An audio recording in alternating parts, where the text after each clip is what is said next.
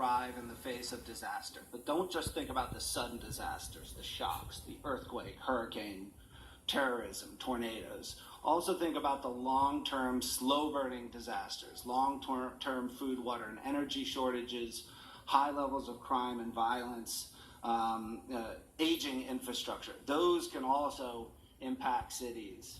And I first learned the importance of resilience building while I was working at the Office of Emergency Management. I served as Deputy Commissioner in New York City between 1998 and 2005 under Mayors Giuliani and Bloomberg.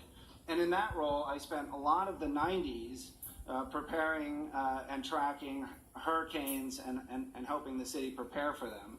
And then on 9/11, 2 planes flew into 2 buildings, and the world, New York, and our country were changed forever. Next came anthrax attacks, a plane crash in Queens, the 2003 blackout, the global financial crisis, and only then, in 2012, did we have a Hurricane Sandy.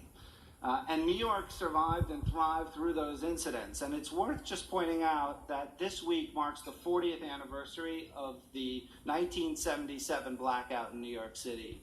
You know, we had a blackout in July of 1977, and the city was impacted by riots for the next several days afterwards. And you contrast that with what happened in 2003, and you understand how it's not just emergency response and infrastructure that determines whether or not a city, a state, or a country can survive in the face of shocks and stresses, but rather it's a much broader approach.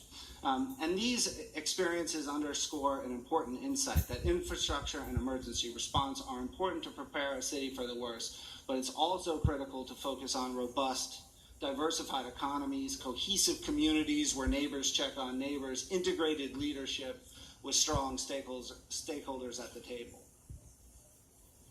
The same lesson can be drawn from Hurricane Katrina in Governor Edwards' state, which killed nearly 2,000 people, displaced hundreds of thousands of Americans, and cost nearly $150 billion. And to understand what went wrong, it's not enough to look at how warm the Gulf was, what the state of the infrastructure was, how big the storm was. Those are all important. But you also need to consider the local economy, the transportation systems, public health, civic leadership, political leadership.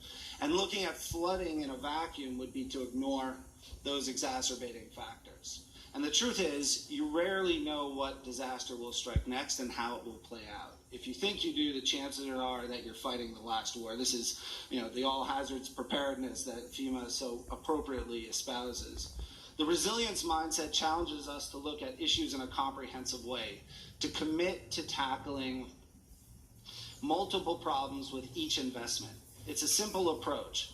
Focus on building strength with every intervention and become better prepared for whatever happens next.